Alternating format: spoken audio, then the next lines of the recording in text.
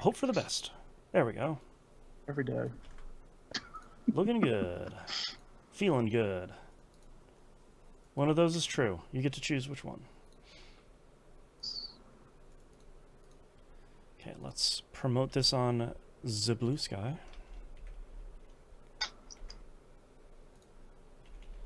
Boop. I want to say too. Yeah. For the sorry, for our fantasy league that we got going on. I was super surprised at how many other people also was just like, yeah, I'm just gonna bid $1.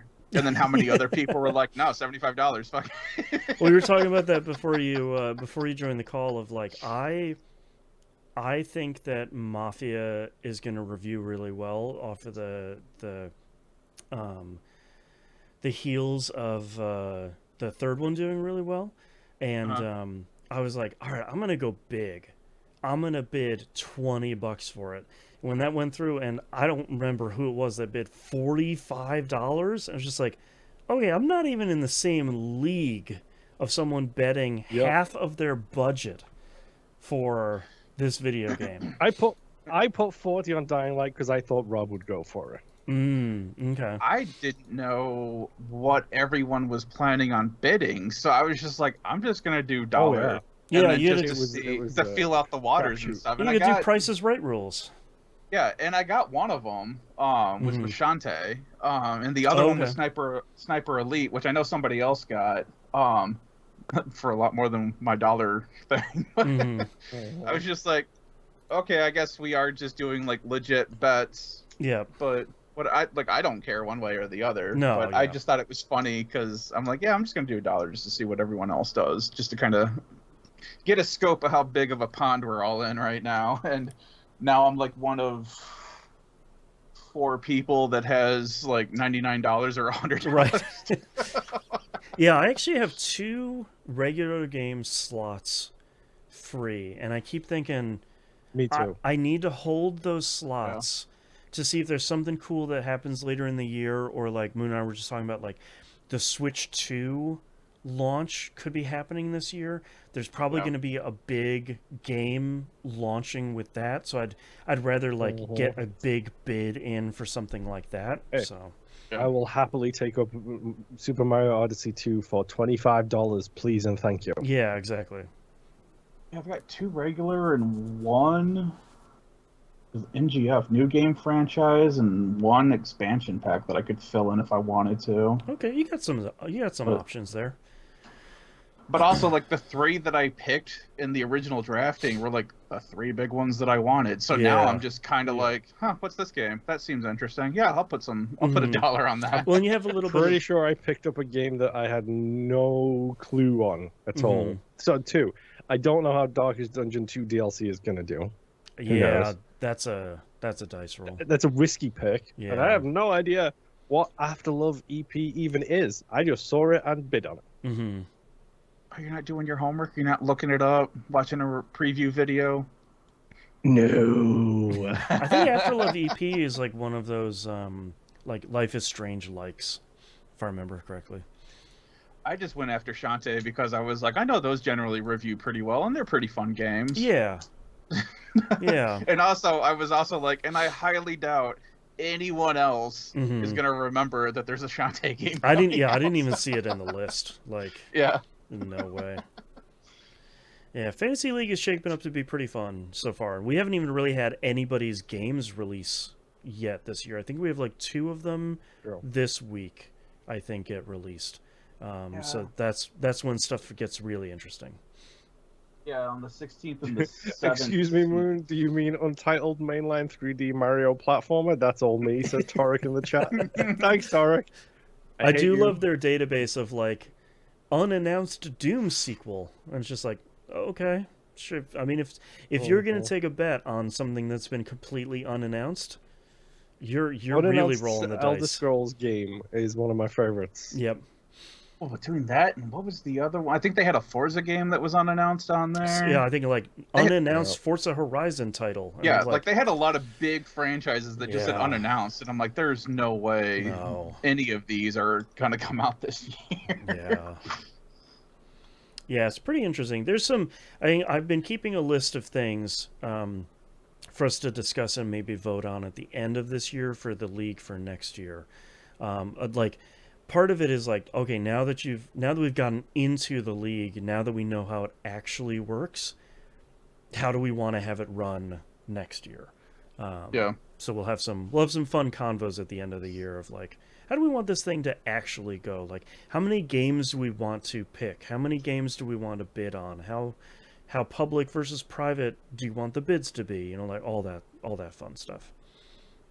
I do kind of like the private bidding, especially this first round. Like I said, it's just fun, to see the difference, the disparity between and that giant Discord list we got of just like, all right, here's everybody's bids. Let's go. Info dump. Yeah. That was pretty fun. One of my European friends just sent me a meme, which is my buddy is a machine that turns 75% off into 0 time played, 0 achievements unlocked. Yep. It's like, fuck you. I feel seen and I hate it. Yeah. Torek says, do we want to try to have a live feat for the first bid next year? That could be murder to do. Yeah, I sort of want to talk next year about like if people want to try and do like a live stream of the draft maybe. But bids, I don't know. That would be kind of hard with how the bid like schedules. I do have a giant whiteboard downstairs that I could put up back here. That's right. And then just start tallying real time. Yeah. Yeah, so we'll talk about a lot of that stuff. I would recommend people that are in the league to kind of keep in mind stuff that you at least want to talk about changing, because like none of this stuff is really set in stone, especially now that we know how it functions. So like if somebody wants to come at the end of the year and be like, hey, I think we should draft 10 games and not do any bidding, it's like, okay, let's talk about it. Let's see how everybody feels. So yeah. Or maybe you just have 2 different ones where one is just nothing but drafts and the other one is some drafting like we did before and then some bidding. One of the things I wrote down is we should run 2 leagues. One of them is normal drafting and bidding. The other one is completely automatic with automatic counter picks, and just see what chaos that is. That would be fun, just to see what the system does, see how reliable it can be for certain people. Yeah. All right, are you guys ready to get started? Yep. Sure. All right, let's get started in 3, 2, 1. Welcome back to another episode of That Video Game Podcast, aka TVGP. I'm your host, Boston. Joining me as always is Moonpier. Hello. And the Nymph. Hello. Let's put a quick plug here for patreon.com/E1M1. Ones and numbers, you know the drill. That's right. $5 tier gets you everything. Anything above and beyond that is greatly appreciated. At the $5 tier, you get early access to We Rogue Like It and Critical Misses. You get exclusive access to the Critical Misses production meeting, where we're talking about how the sausage is made for that show, and it's an uncensored psychic attack against 2 good friends. You also get exclusive access to The Wayward Sons, which is the supernatural TV show watchcast that Moonpier and the Nymph are embarking upon, and going down. Season 3 now, right? Yep. Deep into season 3. Yeah. So We're very close to the end of season 3. Thank you, Writer's Strike. That's right. We're the first writer's strike. That's how far on the timeline we are. Yeah. Do your research. Yeah, the 2008, 2009 writer's strike. Yeah. Something like that. Yeah. The one partially responsible for the nightmare we're in now. Yes, exactly. So check all that out. Patreon.com/E1M1. Ones and numbers. Want to put a quick plug here for a personal thing that I'm going to be doing. I'm going to be doing my once yearly live stream. I live stream once a year for 2 hours. And I'm going to be doing my charity live stream for the Bungie Foundation on January 31st at 2 p.m. Pacific, 5 p.m. Eastern. That's going to be over Twitch TV/Boston and Hannon. If you don't play Destiny, that's cool. You should come over and watch at the very least. It's usually kind of a bananas time. I play a bunch of Gambit and Destiny with the community. I'll probably do the same thing I did last year where I randomize my loadout, and it turns into kind of a nightmare in a way that chaos. I think is usually pretty funny. So come join over there. It'll be a good time. And if you want to donate, all of that stuff goes to Bungie, the Bungie Foundation, a fantastic charity. So January 31st, 2 p.m. Pacific, twitch.tv/BostonHannon. Be there. Be cool. Have some fun. All right, Moon, what have you been playing this past week? So I didn't play a lot. Mm-hmm. Ditto. I played a little bit of pinball. You don't bother pulling it up. Stern Pinball? Yes, the Stern Pinball Hall of Fame, which is the one from those people that's similar to the ones we like. Right. I played a lot of that. Well, not a lot of that. A little bit of that, but I am in the process of destroying the Mustang table. Mm-hmm. One more goal, one more score to go. Somehow I have made it to the wizard goals in the last action hero table, but not got the achievement for the regular goals. Okay. Nice. So expect a save data deletion coming up at some point in my future to try and actually get that achievement at some point. Right. I played a little bit of Minecraft, but we're not going to talk about that here. Also ditto, but you know. Yes, let's not talk about 1v1v1s on this show, please. I don't want to. Yeah. They give me trauma. I don't want to talk about Minecraft anymore. Post-traumatic one disorder. I'm talking about Minecraft consistently, literally every hour that my child is awake. So, love her to death. Yep. Really obsessed with Minecraft. Yeah, I'm so glad my kids finally fell out of Minecraft. Yeah. They still like it, and I love them for it. I just never really enjoyed Minecraft. But they just don't talk to you about it anymore. Yeah. Well, no, they do every once in a while, and I help them with stuff. But it's just same thing like you guys. It's like I don't want to do Minecraft anymore. Yeah, I can't play it for this long, please. Yes. When the game is older than you are, that's past my patience. Thank you very much. Right. Anyway, I played a little bit of that. I played a little bit of Dying Light 2. So this one you can pull up a video for, Boston, because I'm probably going to talk about this one for a little while. Okay.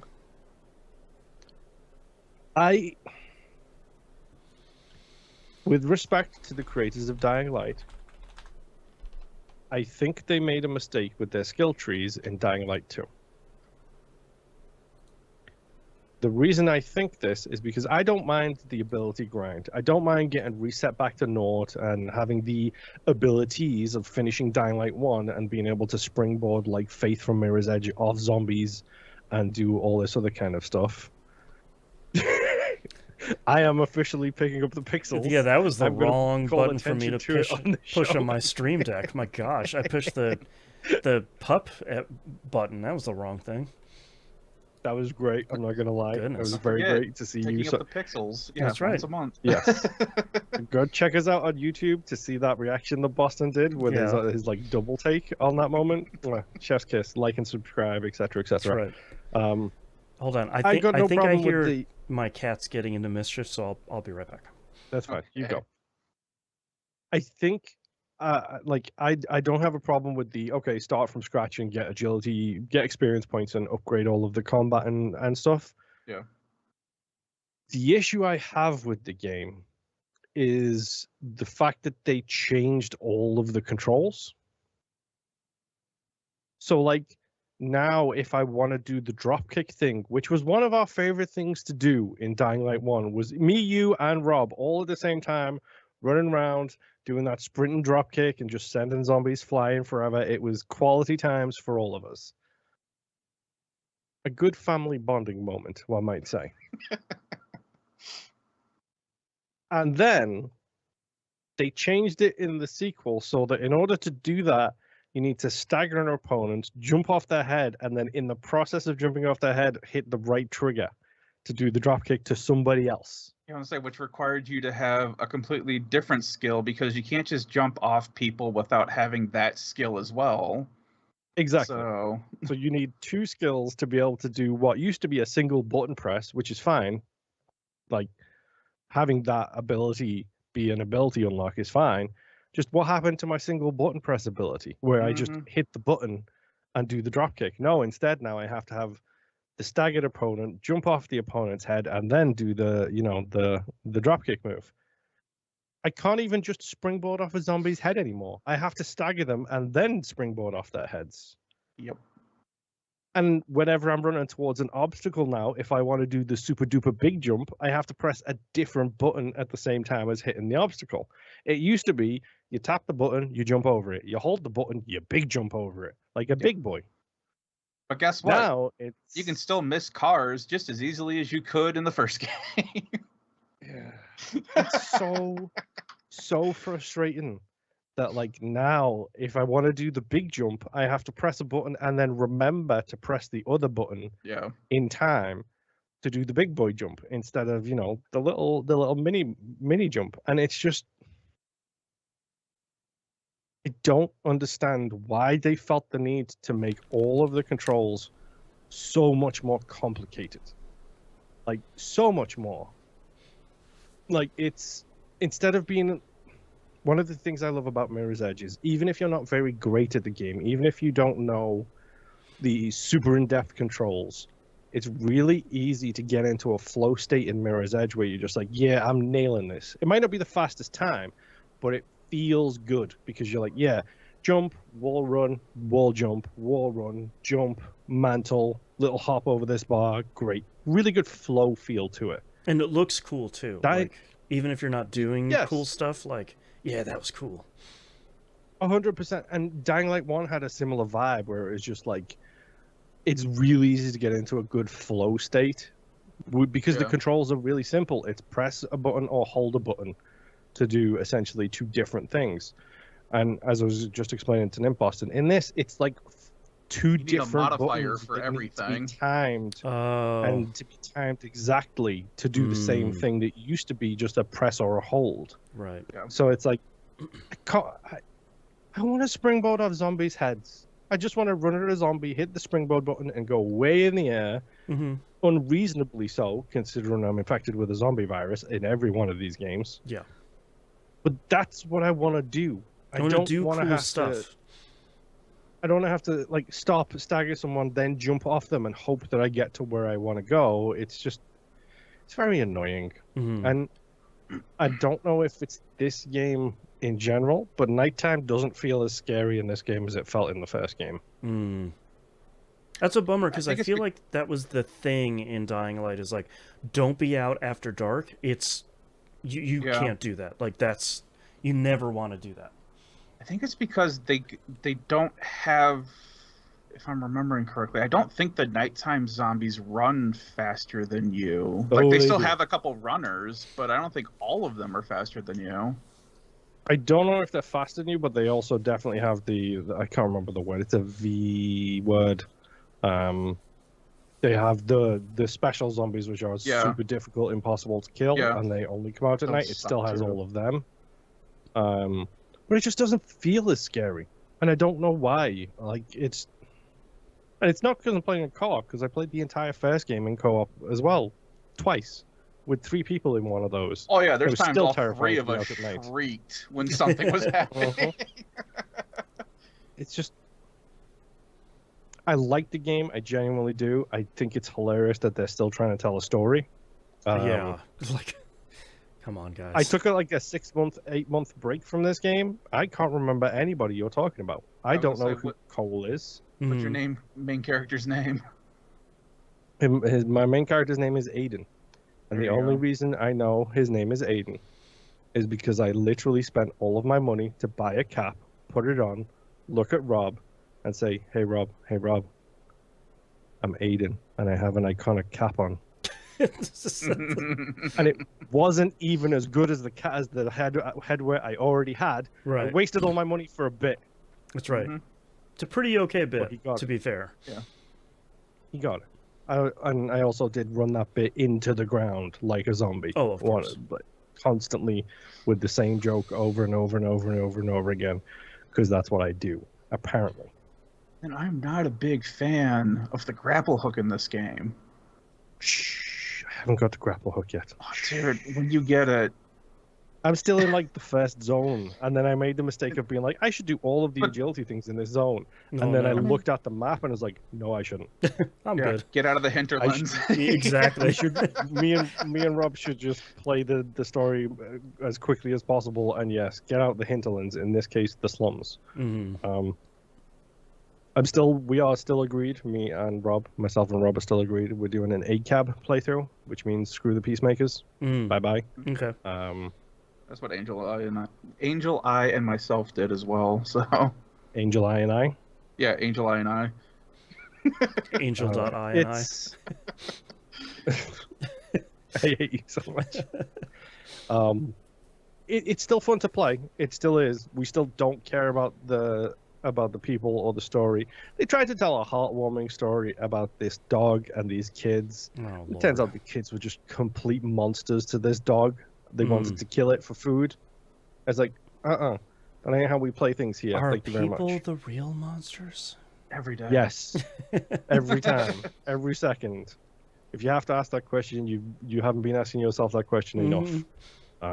Yes, we're the real monsters, minus spoiler alert. That's right. Anyway, Spoiler alert for every zombie thing ever. Every game ever. That's true. Game. Period. Hey, No Man's Sky, guess who the bad guy is? It's us. That's right. Anyway, other than that, the only other thing I played is Alan Wake 2. I only played a little bit of Alan Wake 2. I didn't play anything this week of Alan Wake 2. Boston? Oh, no. Goodness, no. And not because I'm not looking forward to it. I said, like, literally zero time this week to play anything. So I think we did the smart thing, he says. Okay. I did the very smart He says, thing. hopefully. I bought the game day one and supported the studio, and then I bought the expansion pass later when it was on sale. So I did the smart thing. Mm-hmm. Okay. Because they've done exactly what they did in Alan Wake and Control. The DLC is integrated into the game as you progress through the game. Perfect.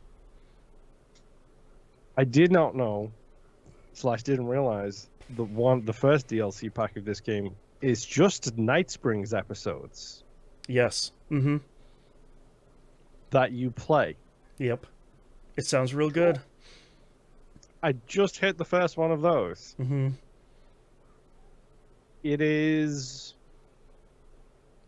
about as insane as Remedy gets, and in all of the best ways. Okay. I should say. I'm not going to tell you what it is. I'm not going to talk about it. I'm just going to say I did episode 1 of Night Springs, and it was golden. From a better time, one might say. Mm-hmm. It's so stupid. It's so over the top. Contextually, it is just so perfect, which was hilarious considering I activated it during a very dark moment, and it's just like, okay, I guess I'm doing this now instead. But I mean, minor spoilers. I'm now playing as Alan Wake, doing the Alan Wake thing in the Alan Wake location. Perfect thing. Mm-hmm. I can't talk about any of the gameplay because it will just spoil everything to do with it. I really like this game still.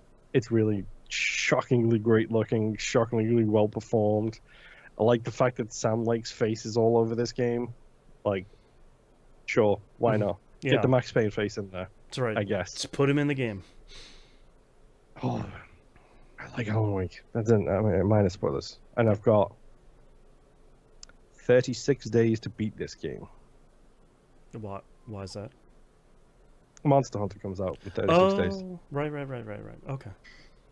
I was like, dang, are they delisting it already? Sheesh. Yes.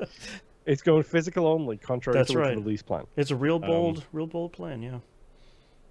Yep. I'll keep playing it, obviously. I like it a lot. I just have to find time to sit down and actually, play the game I'm interested in playing. Yeah, that's pretty much it for me this week. Some Pinball, some Dying Light 2, and some Alan Wake.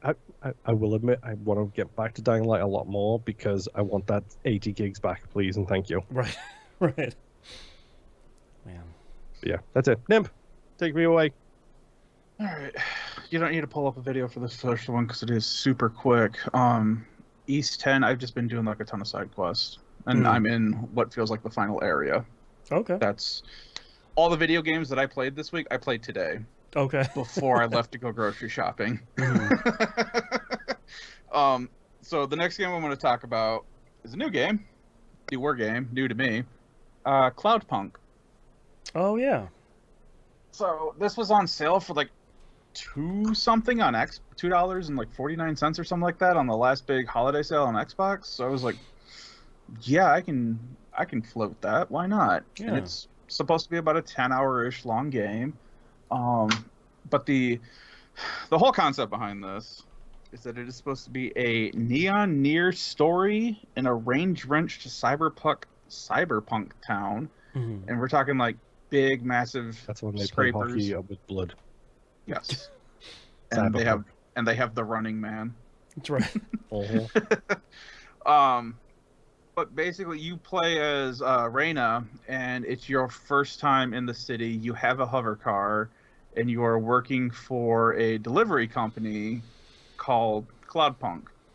Okay. And it starts out where there's a lot of the interaction is just talking back and forth over like radio. You have a dispatcher, which I think, they just call control since you got the video up. I don't know if that's a real person or if it's just supposed to be like an AI kind of thing, but they basically tell you, hey, go to point A, pick up the package, drop it off at point B. All right, cool. You can get there any way you want. You have, like I said, you have a hover car, so you can fly around anywhere in this giant city and get to that package to pick it up. I found out that there's more than one map for this giant city. So the first giant part you get into is not the entire city. Oh, okay. It gets bigger already. Oh, boy. So I drive to the first location. I was finding out because as you're driving, they kind of start explaining the lore or the game mechanics to you, where there is a technical road that you can fly through, and it's all highlighted in like blue and stuff.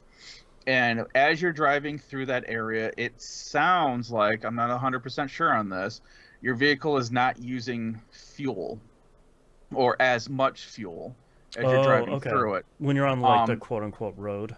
Correct, because this is like the whole thing where it's like it prevents you from going up a certain distance, and then like this is what links you to like the internet and all the in charging your car stuff. while you drive exactly. on it.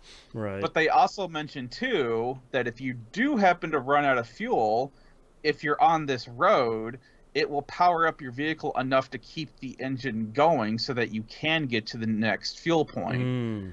So I don't know if it's necessarily it doesn't absolutely use fuel or if it's just it doesn't use as much. Right. The other thing they go on to explain to you is that while you're on this road, you have traction. Oh. And that didn't really click with me until I drove off of this. And when you went from Ace Combat to Elite Dangerous, I'm gonna take a guess at you. Flight assistant off, yeah. It's not as bad as flight assist off, but it is like if you let go of the gas on the road, your car starts to slow down by itself. But if you don't, your car's momentum just keeps carrying you. So if you take a turn, you have to use the brake, or you're just gonna sideswipe into a building. It's not anything fast. Can I just say, watching this video here makes me want to watch two movies. Mm-hmm. Yeah. Fifth Element and Episode 2. Sure. That's why I wanted to play this. Yeah. So that's pretty interesting too. It's like you can choose to be on the road or you can choose to just fly around to the city. It doesn't matter. You earn money by delivering the package. So far, I think I've only done 3. One of them was just the first one that you do is you're just dropping off a package to a guy. If I'm remembering correctly, I think that's the one where this dude is waiting for this package from his parents, who just recently died in like some spaceship that blew up. From what I am gathering, being in space is still kind of like how it is now, where it's like it's possible they're colonizing stuff, but it's still like super infant stages of we don't know if you're gonna make it out of the atmosphere, let alone to your destination kind of thing. Okay. And of course, this is a cyberpunk dystopia because all cyberpunks are. Any punk really is. But Right. so his parents end up dying. The spaceship blows up or something. I didn't fully get, or they didn't really cover it. It's just that his parents aren't with him anymore. You drop off the package to this guy, and he starts giving you the story about how it's like, well, do you want to know what's in here? And your character's like, well, kinda, yeah, but like I don't really care one way or another. And this dude's expecting it's like gold or something because his parents had a ton of money and all this stuff. And then you find out when he opens it that it's like a bunch of old toys of like old spaceships that he had as a kid. And there's a letter in there that basically is from his parents, and it basically just says, we couldn't afford the apartment anymore, so we had to get out, and we found these toys while we were clearing out the apartment, and you really loved these, so we wanted to give them to you. And then it goes on talking about how, we're planning on going out into space just like we always wanted to. We'll keep our heads down, we'll earn a ton of money, and we'll start sending money back to you, so that way you can finally get the operation for your eyes that you've always needed. Oh, boy. Uh-huh. Ouch. And I'm like, oh, yeah, I really didn't want to be here for this. That's right. Oh, boy. It really is a cyberpunk thing. Okay. And you're standing there, and this guy is reading the letter to your character, and there's a moment where it's like they both just stop talking. Right. And then your character's kind of like, well, I should get back to work. Time to hit the old dusty trail. Yeah, and the other guy's like, yeah, you probably should. And I'm like, I think that guy's about to jump off of a building. Yeah, like he's having a bad time, man. So you switch around. You switch around between driving the vehicle and walking around on these platforms and stuff. You have to park your vehicle before you can walk around. While you're walking around, there's 3 different views you can have. There is a fixed camera view. If you hit X, it turns into like a third person over the shoulder or behind them view, and then you can go into a first person view. So that's how you can traverse the walkable areas. And so far, the walking has just been, I park my car here, I walk over here, I grab the package, I get back into my car, I drive to whatever the location is that I need to deliver it, get out of the car, give it to the person, and then I just wait until I get the next ping for the next thing that I need to grab. And it's been fine. The music's been kind of soothing, really. There's not a whole lot going on. There's usually talking that's happening, but like you're not evading people or anything. You're not getting into fights so far. Right. I think I'm only like an hour into it. So it is just a lot of just go to point A and point B and then just listen to this music as you drive and hear the rain pitter patter on your windshield. Nice. I've gotten to a point where we have updated the assistant AI in the vehicle who keeps calling you sir, even though you are playing as a woman who identifies as a woman. Right. And Raina's like, yeah, you can just not call me sir. And the guidance AI is like, well, if you want to change this option, you will need to upgrade to the premium edition of the guidance AI system. That's so and good. this will provide you with minimal functionality, but one of those functionalities is to update your gender classification. Oh my god. And it's like, no, I have my own AI. Can I just do that? And they're like, yes, you can install your own AI. For $1,500, you can install your own AI. And at this point, though, in the story, you've already earned, I think it's like 1,800 or 2,000 lim, I believe is what the currency is in the game. So your character is just like, yeah, go ahead, do it. And then I watch my money go from like 2,000 to like 400. Like, huh. And then the AI pops back on. It's like, you'll be able to use this in about 20 minutes. Would you like to shut down the general AI? And your character's like, yeah, you can go away now. I mean, pay for airbags when? Not just in the game, That's in right. real life. Exactly. That's exactly the kind of dystopia they're going for here. But the best part is, I don't know if it was actual 20 minutes or not, but I completed a run or a delivery, and then your AI or your character starts to boot up the new AI, who is the AI of your dog. Oh jeez. So now you have a dog AI in your car, and the dog is trying to figure. Boy. Your dog is trying to figure out what's going on because it's been shut off for like a very long time, and then it starts talking about how like it's processing things very slowly, and your character's trying to explain to it. It's like, well, I had to pull you out of your old system and put you into, I think the vehicle's called like a Hovac or something like that, the floating car. I had to put you in here, and it's not as powerful as the old system that you're used to, so it's going to take you a while for you to process everything. Meanwhile, your dog's like, I'm getting sleepy, because it's using up all of its memory to try to process what's happening. And your character's like, yeah, we will upgrade the vehicle at, as soon as we can. I'm like, oh, cool. So I can upgrade to get more memory for my dog, so I can talk to my dog more. So it's been a lot of fun. The last thing that I did was we had to get security clearance, or at least just like a general like citizen's license, so that way your character could keep working in the town. And your controller tells you, it's like, hey, we just paid like a ton of money to the security sector to have your profile wiped. So you need to go there in person, and you need to get your new citizen's card. Don't even talk about how you know anything about Cloudpunk. Like, okay, that's weird, but whatever. So you go and fly to this location. It's actually what you have up right now. You have to go talk to the security guard, and they scan you, and they're like, okay, yeah, that's weird. You don't have anything up, but whatever. Would you like to provide me with your new citizen ID, or would you like to give me, and I wrote this down, where did I put it? Because I'm not going to finish this until I find it. Where's my phone? Because he has a very specific thing that it was just here in, because she calls it what it is, which is a bribe. Yes, that's a voluntary contribution. Yes, absolutely loved that. Yep. It's like, all right, cool. You talk with him, nothing comes of it, and then you're just good to go to keep delivering. And that's the point that I'm at now. I'm getting ready. I just parked at the next spot. I'm getting ready to get out to go to my next delivery, or to pick up my next delivery, and then we'll see what happens there. But it's a really interesting and fun game. I like the old pixelated.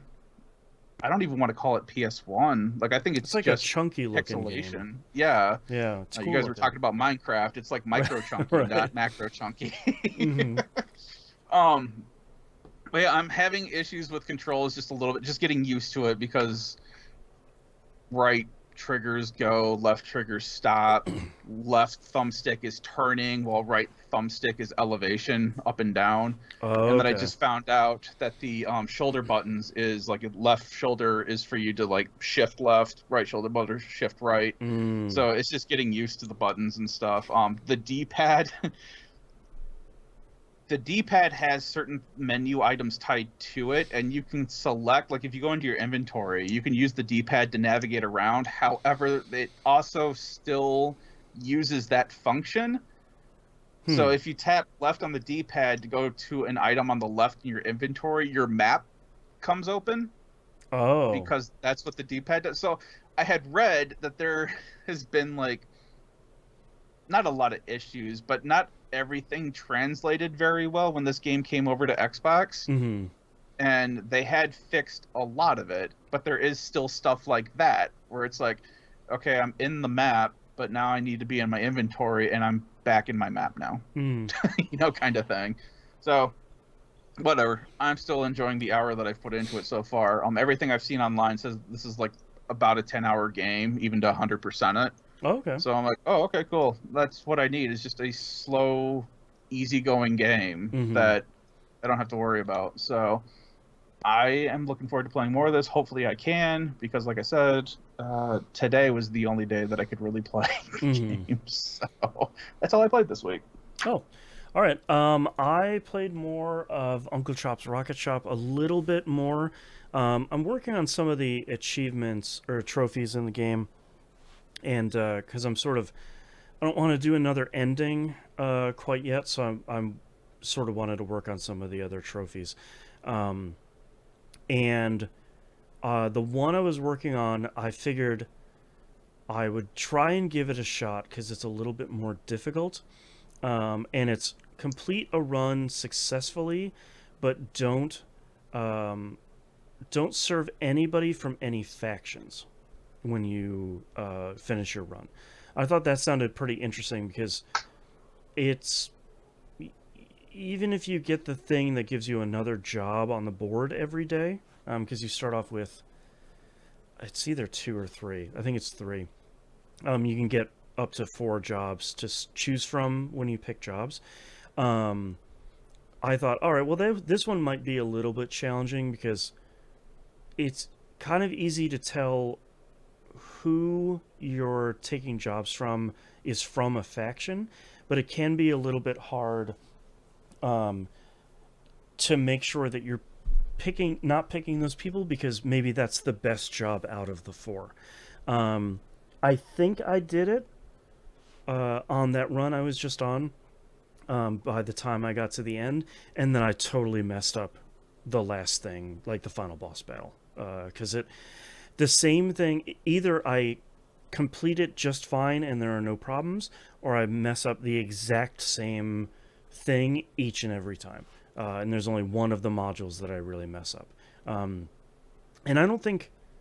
I genuinely don't think it's a problem with the game. Like I don't want to sit here and be like, oh, it's a bug, the game doesn't even work, there's something wrong with it, but there's something about it that it isn't making a lot of sense for me, I think.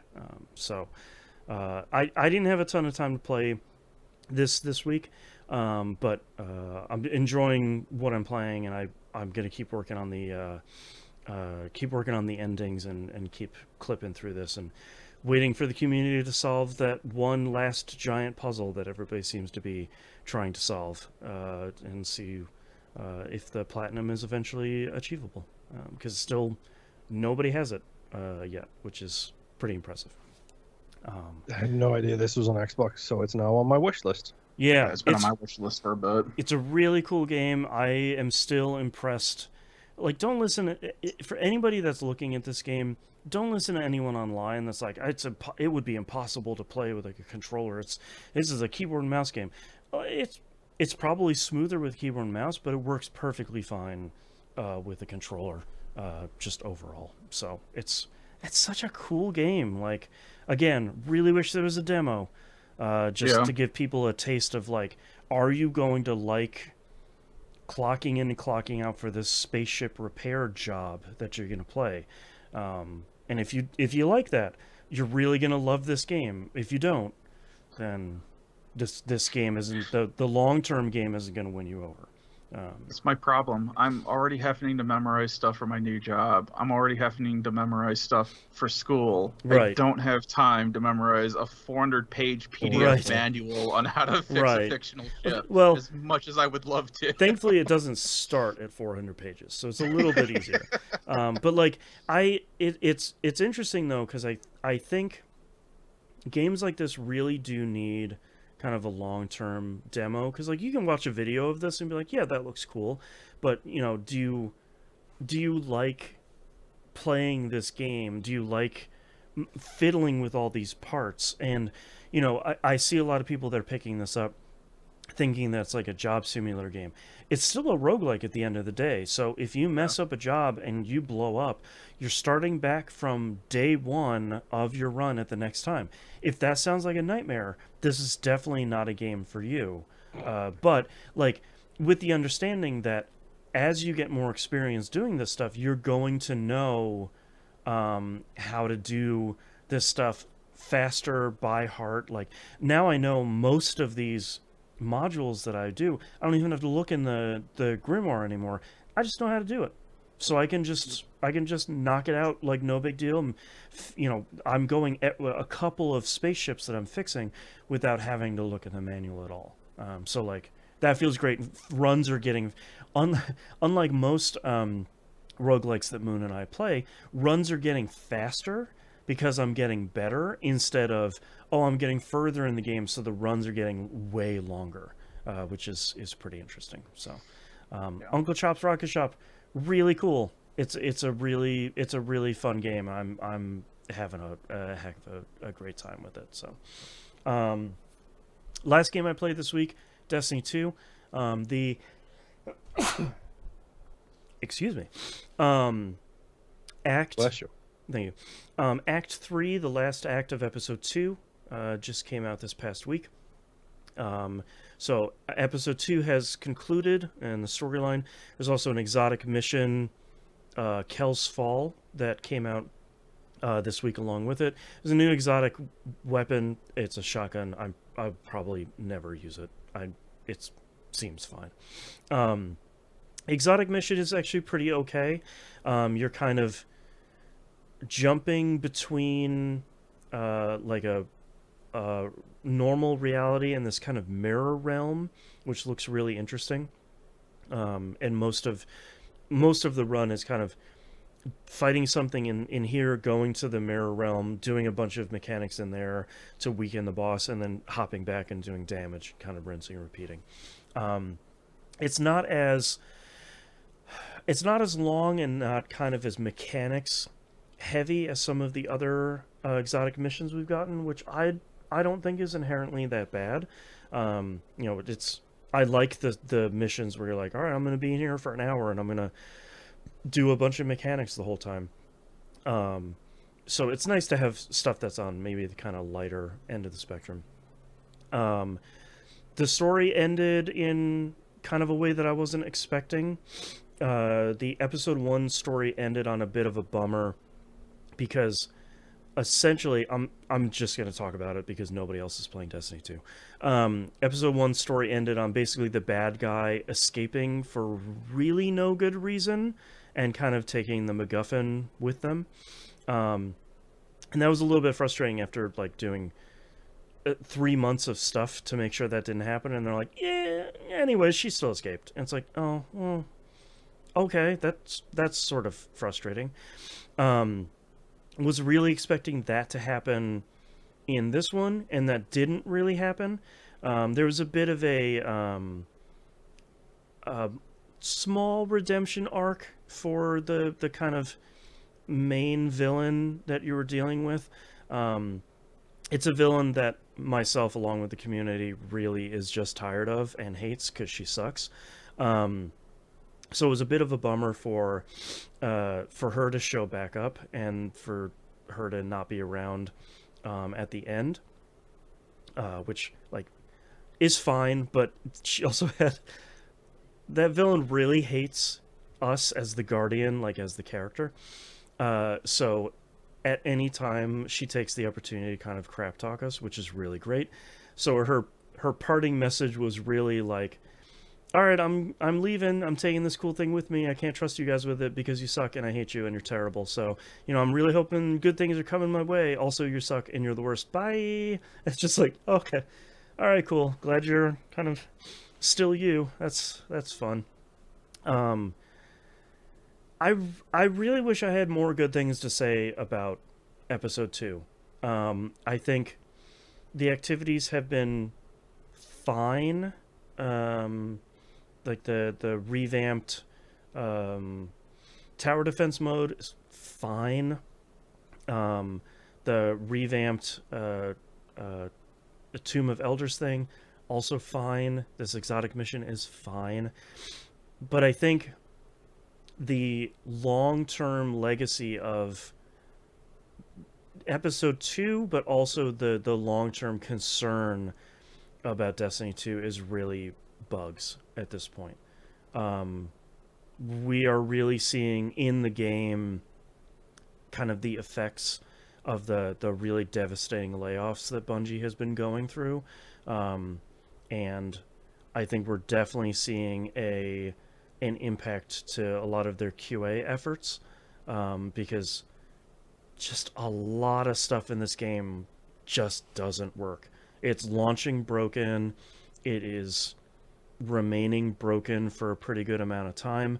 There's also still some stuff like the studio rightfully took a bunch of time off for the holidays here in the US, which they definitely should. I'm not saying like get back in the salt mines and fix this video game, but it's just kind of an unfortunate timing from the game's perspective of, yeah, we keep launching new stuff and it's all broken in foundational ways, and they're kind of off for a couple of weeks, which again, it's fine, just that's the reality of it. So it's it's hard to be they like, could just schedule it better. That's all they have to do. Don't schedule the release on the holidays when you know you don't well, have anyone to fix it. it's not even that the stuff that launched during the holidays is broken.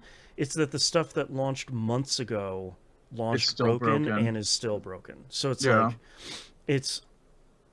it's really hard to be. I feel like I'm like the last Destiny 2 fan out there. I know there are plenty of people that are like very quietly still playing this game and enjoying it.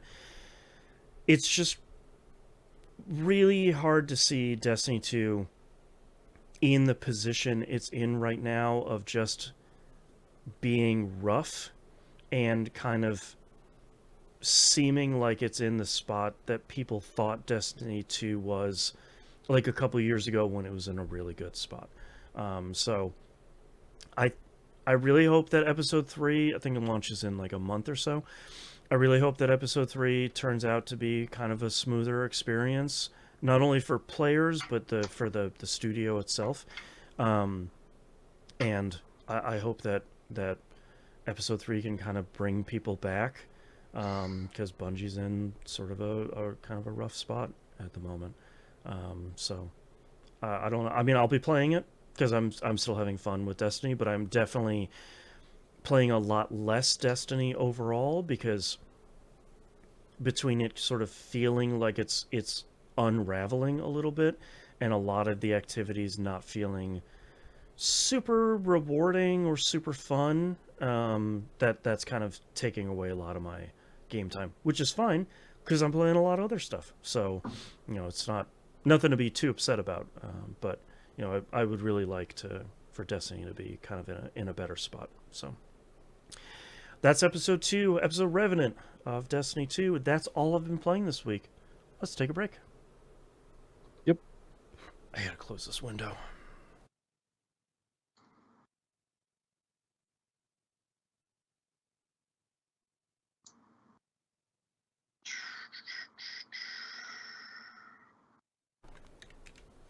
There we go. Okie dokie. Now let's make sure there's nothing last minute, like Nintendo announced the Switch 2 or anything like that. I was literally about to say the Switch 2 is released now, and we've all missed the pre-orders. It's in Target right now. Yeah, exactly. Shadow drop.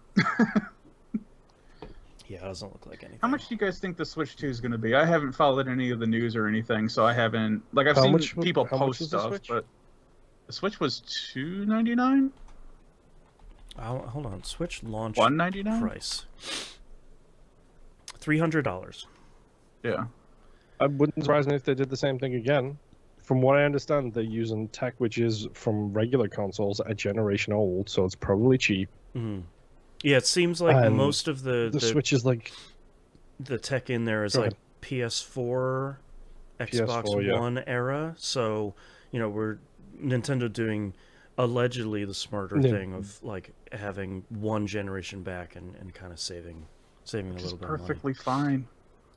Yeah. If it comes in at like that $300, I think it'd be $299 again. I think if it comes in at $300, that's a slam dunk. Like I'm sort of expecting it to be $400. I'm also not baking in tariffs that can wildly change any part of this equation. I don't even like want to dip my toes into that.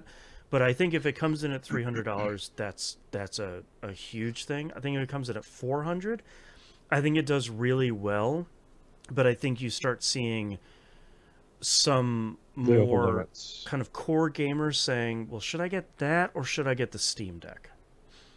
Yeah. So that's kind of what I was thinking too, is like, because even at $400 though, because the cheapest Steam Deck is still $500, isn't it? How much does that cost? Because I thought refurbs were about $500, $450, $500. I don't think they're that much. $400 for the 265 gig LCD, $550 for the 512 OLED, $650 for the 1 terabyte OLED. There you go. And then refurbished. Do they even have those in stock?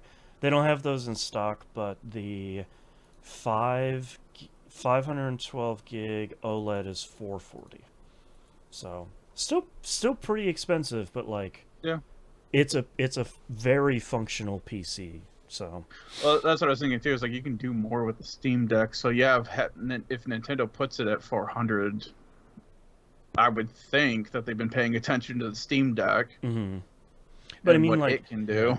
it's interesting though, because I think the thing that a lot of people are missing when they're talking about the leaks and rumors and stuff for the Switch 2 is like we have zero idea what games are being announced. Like we've seen some rumors about Microsoft putting a bunch of stuff there day one. Seen a bunch of rumors. There's a lot of smoke about Final Fantasy VII Remake showing up, if not day one, pretty soon. So like those are pretty big titles for. I wonder if Remake goes on the Xbox as well. Because Yes, I know that too. Square have been doing that whole song and dance about, maybe exclusivity isn't the right way to go anymore. Yeah, they keep putting out like investor stuff of like, well, maybe that wasn't like financially the best way of doing things. Yeah. Well, yeah, sort of. Whatever. Yeah. But still, that's still like older stuff that's coming as a potentially as a release for the Switch 2. Yeah. Right. So it's like, okay, yeah, cool. You guys are getting Final Fantasy Remake that came out several years ago at this point. Like, right. Well, and that like the things we on the PlayStation 4. Right. And the things we would know the least about from a rumors and leak standpoint would be the Nintendo stuff. Like they have a lot of their stuff, at least game wise, kind of under lock and key pretty tightly. So. Oh. I just I'm assuming backwards compatibility. That has been the rumor, and I think seems to be the go-to. Nintendo came out at some point and was like, "Yeah, we're doing that." That's an important part of it. So, whatever that means, I don't think we'll know until people really get their hands on it. But I wonder if that means if they're still sticking with cartridge, or if they're moving to a different media. I think they probably, if they're going to do backwards compatibility, they probably would do that, I would assume, for cartridge as well, of just like any Switch or Switch 2 cartridge fits in this thing and call it a day. They could just mean digital backwards compatibility only. They could, Nintendo. But I feel like the market for Switch physical games is so big, that would be the most Sony choice Nintendo could make. Yeah, but Nintendo has been known for making choices outside of market. Of like, so why would you do that? Yeah. Why is this a decision? But they get away with it because it is Nintendo, and fine. I will re-import my account to this new console the old-fashioned way of 29-string letters and numbers. That's right. Point the two consoles at each other, make them kiss, and they'll transfer. You guys remember RF, don't you? Yeah. I transferred like a DS through a 3DS or something like that through RF. It was miserable. All right. Are you guys ready to do this next segment? Sure. All right. Starting in 3, 2, 1. Let's talk releases for the week of January 13th, 2025. Turnip Boy Robs a Bank comes out on iOS and Android. Moon and I played this on We Roguelike It and had a pretty good time with this ridiculous multi-run roguelike capitalism destruction simulator. Yep. So if you played the previous Turnip Boy game, you pretty much know what you're getting into here. It's just a lot more guns this time. And it's a roguelike. The first one wasn't. Yes, to be clear, it is definitely a roguelike. Very short runs. Like, it's not one where you're like in a run for 2 hours or something. They're usually like a handful of minutes, but it's still a roguelike at the end of the day. So yep. Blade Chimera comes out on Switch and PC. This is coming from the Record Lotus War, D-Lit, and Wonder Labyrinth devs. Because watching this footage, I was like, man, this whole thing really looks similar to something. And yep, it's from those developers. It looks like a really cool kind of like slower paced gunplay focused Metroidvania. And that Lotus War game, a lot of people seem to really like that quite a bit. I had a lot of fun with it. Yeah. So, yeah, I'm looking forward to this. I don't know if I'm going to pick it up day one, but it's on my list of games to watch. Yeah, it looks really neat. So, we've been getting a lot of good Metrovanias here. So I'm kind of excited to see what this team does next. So that's Blade Chimera. We also have Donkey Kong Country Returns HD coming out on the Switch. This is the remake of the remaster really of the Wii title, which I don't think I ever played. I don't remember. But this looks pretty. On the Wii, nobody did. Yeah, that's fair.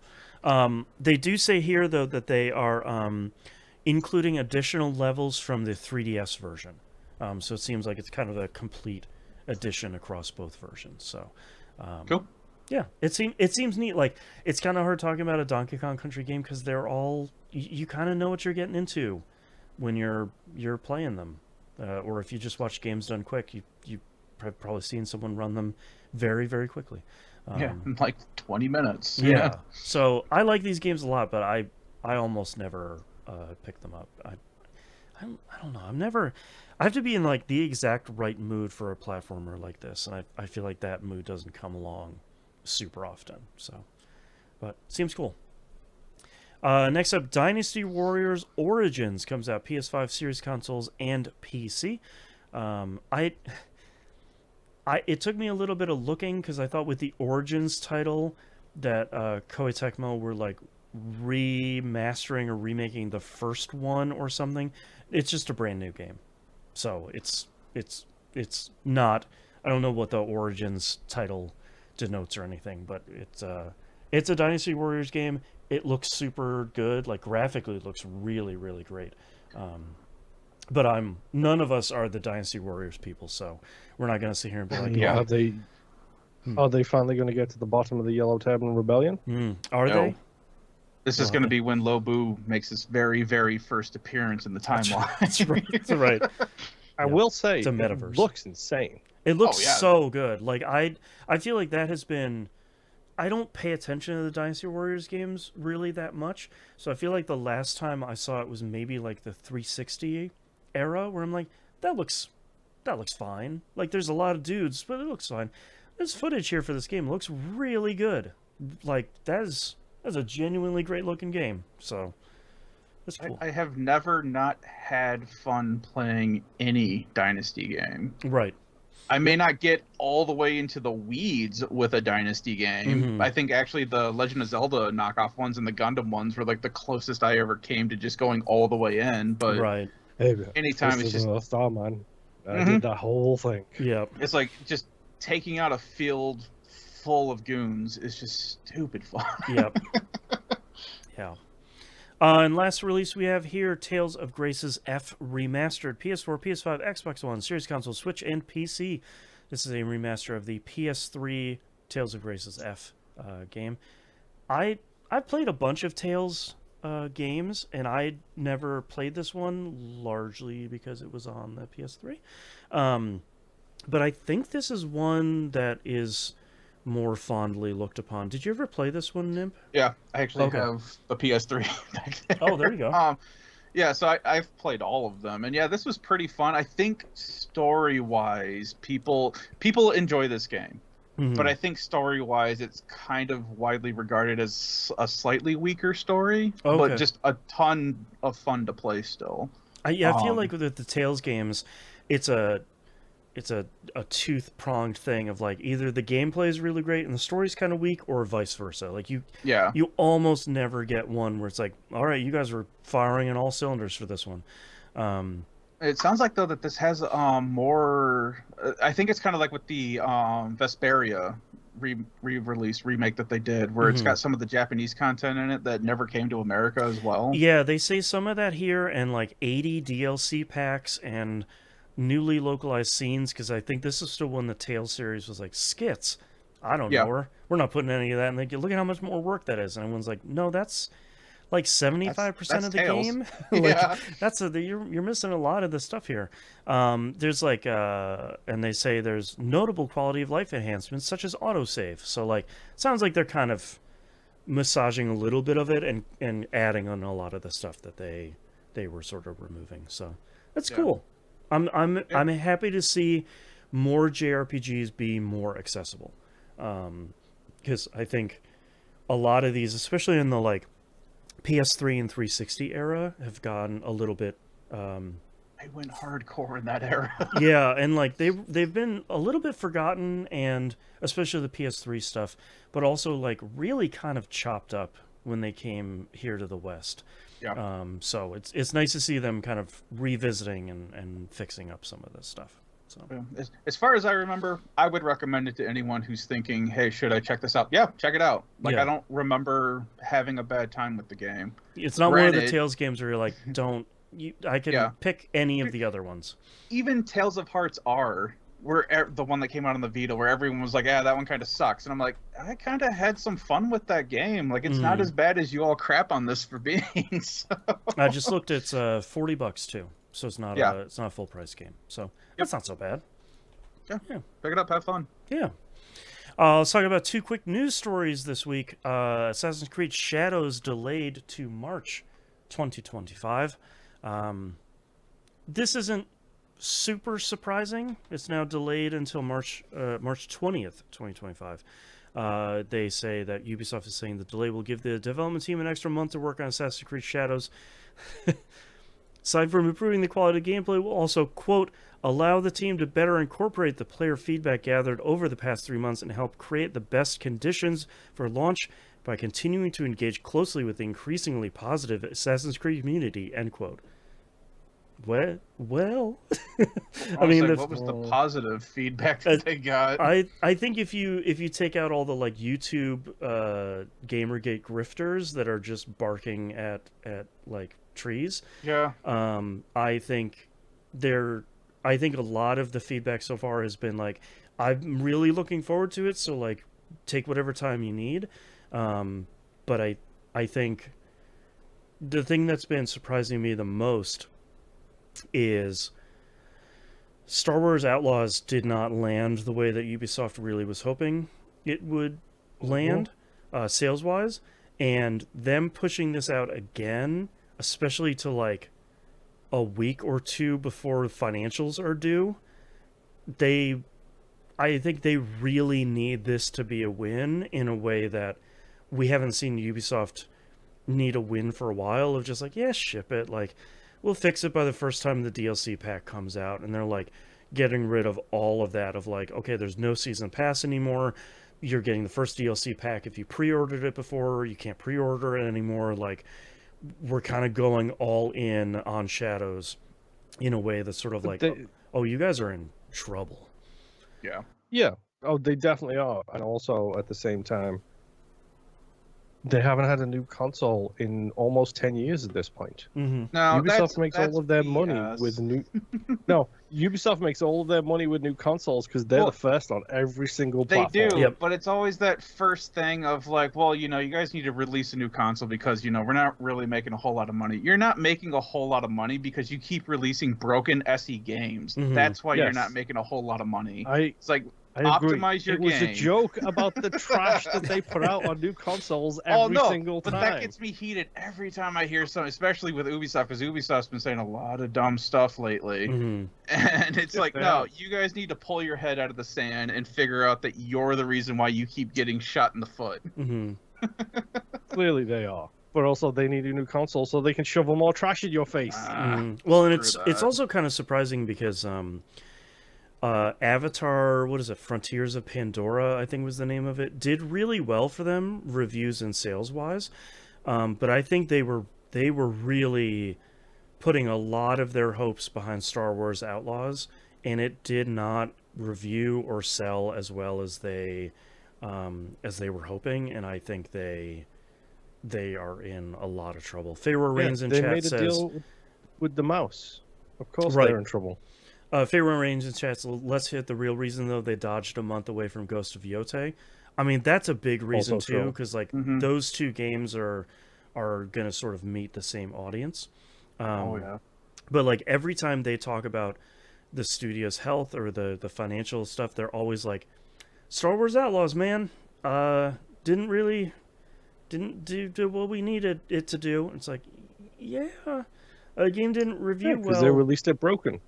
Well, and it's not only that, but like it reviewed pretty poorly, and anyone who really has been enjoying that game and kind of talking about it positively online has sort of said like, yeah, the first like handful of hours to like 10 hours are pretty rough, and after that it's really great. It's like most people that are picking up 2 or 3 or 4 games every year, like your John Q Street Fighter fan, they're not getting past pick up a 10-hour 30 slog. minutes of a game that's bad. Like you get to that first forced stealth section, which is largely still broken, they're dipping out and returning that game, man. Like it's a rough spot for them. Which, to be I mean, is understandable. If you don't feel that a game is, taking your time into account of enjoyability, return it. You don't need to keep it. And it's if like the first 30 minutes of a game doesn't sell you, you don't need to keep playing that game. You don't owe them anything. It's not like you're starting Metaphor or ReFantazio where it's like 30 minutes. I've barely scratched the surface. I'm still in the tutorial. Like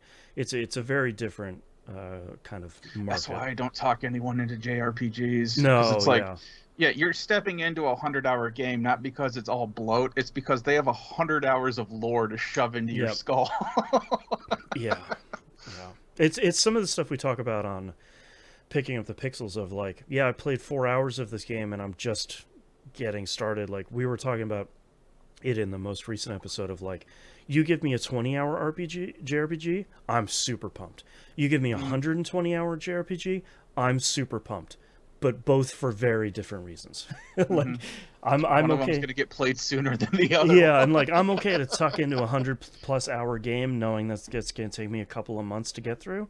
But I'm also gonna way more readily recommend like a 20-hour JRPG. So. But also the big difference is there too is that, like I said in our Game of the Year stuff, JRPGs don't tend to release busted either, so they get a lot more leeway with that. If you're trying to play a busted 70-hour game, yeah.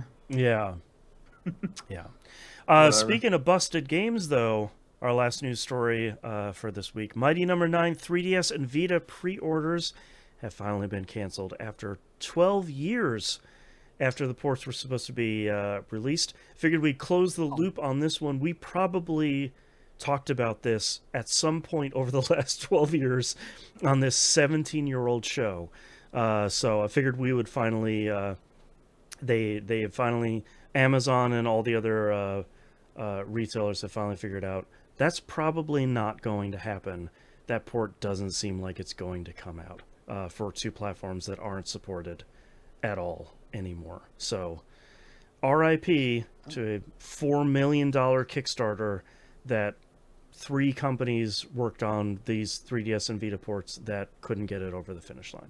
So, sorry, Mighty Number 9. As much as you hate them, send it over to Limited Games. They're making new cartridges for NES. Yeah. Look, I don't really hate limited run games. No, I know. What I hate, because I'm like starting to get a reputation here.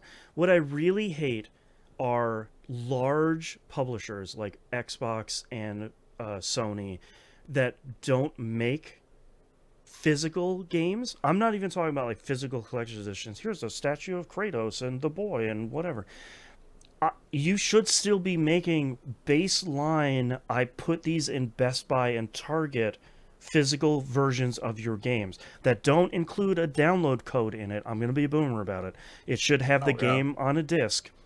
But like that should be the bare minimum for a game you put on your platform, especially a game that you are the publisher for, which now is like 99% of games that are showing up on the Xbox platform. That also applies to Sony too. Sony's a little bit better about it, but not that much. Like, you should not be relying or using somebody like Limited Run Games or any of the other kind of boutique publisher and manufacturer labels to put out a physical version, to put out the only physical version of your game. That sucks. Yep. Like, you want to use them to put out some Turbo Ultra Deluxe Edition. Limited Run Games, they do a really great job of preserving, like, we're putting out a Sega CD game, and here's a big collection, and we emulated it and rewrote a bunch of the code. That stuff is really great. You see Digital Eclipse doing a lot of that really great work, too. Yep.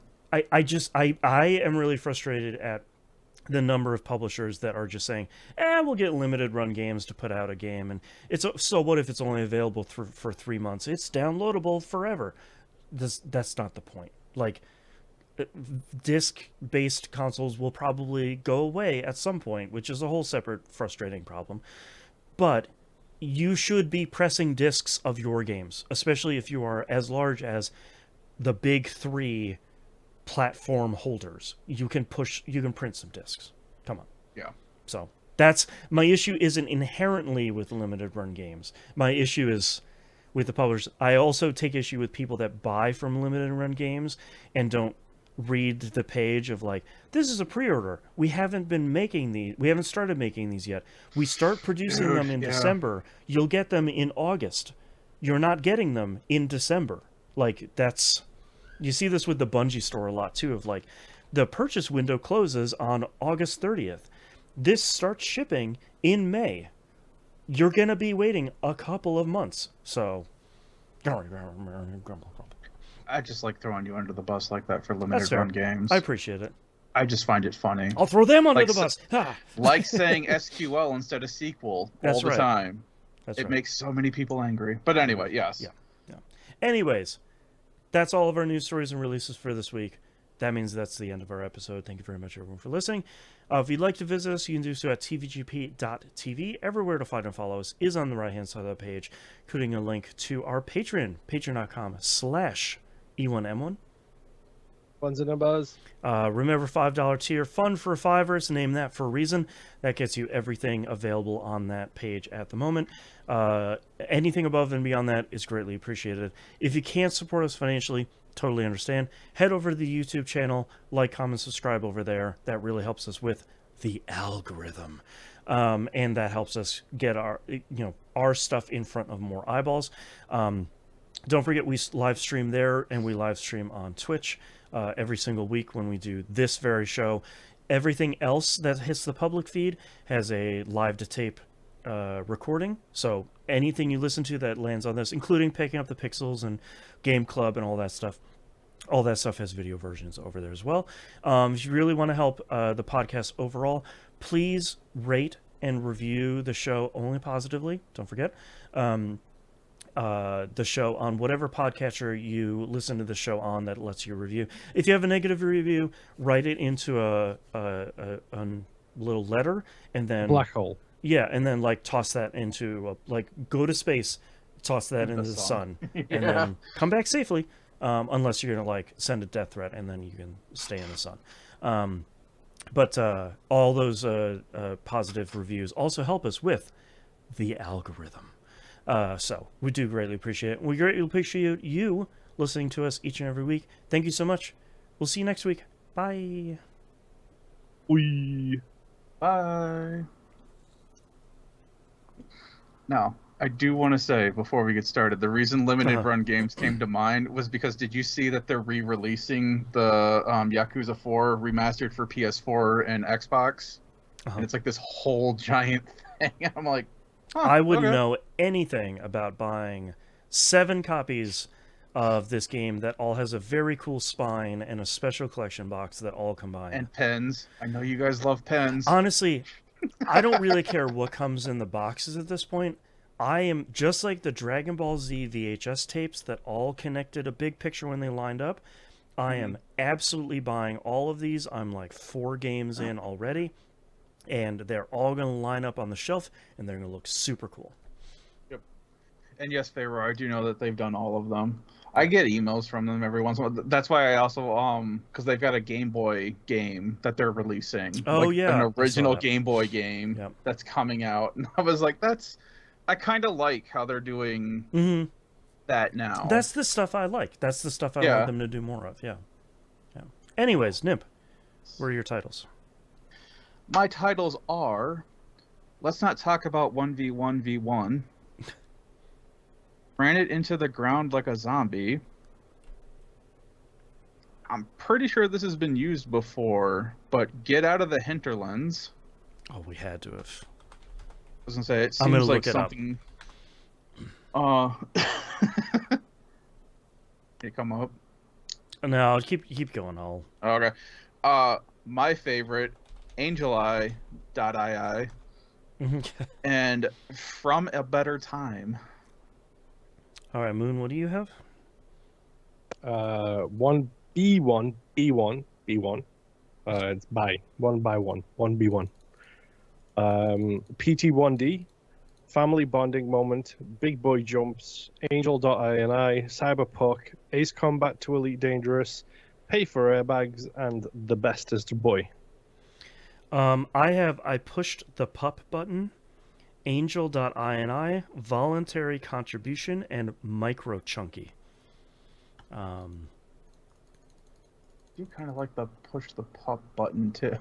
It's very fun. It's like cellar door. It's very fun. The pup button is very fun to say. I'm partial towards Angel.ini because I think it's incredibly fun and really stupid. But I'm not married to it. What do you guys lean you towards? I'm good with that. Yeah. All right. Second runner-up, I pushed the pup button. Yes. All right. Let me know when I'm you guys are ready. ready. Yep. Ready. Starting in 3, 2, 1. This is That Video Game Podcast, episode 899 for January 13th, 2025. Angel.ini. It leads to Angel.exe. It's very difficult to find a virtual image of that ISO. All right. Thank you very much, everyone, for listening and watching. We do greatly appreciate it. We hope we'll see you next week. Bye. Oh, yeah.